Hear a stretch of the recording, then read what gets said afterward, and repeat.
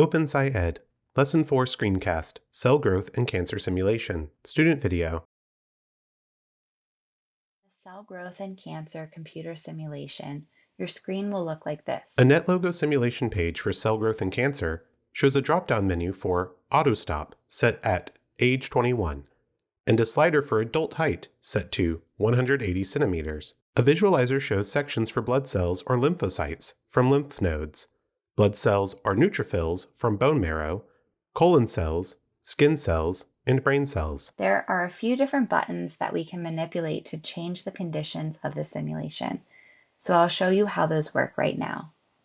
To start, you'll need to click the Setup Reset button, which will cause some different types of cells to appear on the screen. Clicking the button causes the visualizer to be populated by graphics for the different cell types. Take some time to make observations about the different cell types and how they're represented. You'll have a spot in your notebook to keep track of everything you notice and wonder. We also have the ability to change the person's height using the adult height slider next to the cells. Moving this slider up or down will change the height of the person. You'll notice that the height measurement is shown in centimeters. If you're not used to thinking about height in terms of this unit, it might be helpful to consider how tall a 180 centimeter person is in feet and inches before you start. If we decide to change the height, we'll need to click Setup Reset again to reset the cells. Before you go off to do this investigation on your own, there are a few more sections I want to call attention to. The simulation is currently showing cells of a 20-year-old person and will automatically stop running when they reach age 21.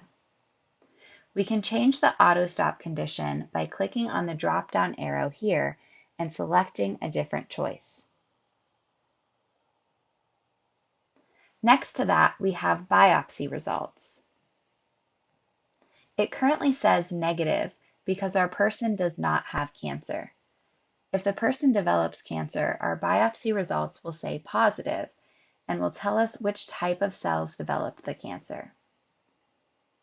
To the far left of the cells, there's a graph feature that will automatically graph the number of cell divisions and the average number of mutations per cell while the simulation runs. When you start, the Draw Graphs feature will be turned off. As you work through the investigation, there will be a step that asks you to turn on the graph feature by checking Draw Graphs. The plot lines in the graph will be color-coded to correspond to the different types of cells. When you start, the simulation will be fairly slow, which will allow you to make observations about the cells. As you work through the investigation, there will be a step that asks you to speed up the simulation.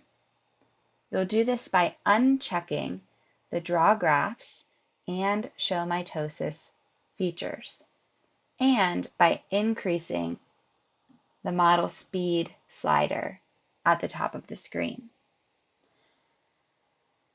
Doing these things will make the simulation run much faster and will allow us to see the results of aging much more quickly.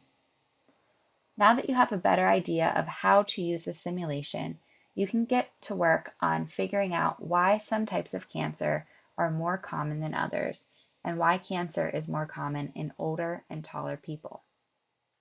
The video ends. OpenSciEd.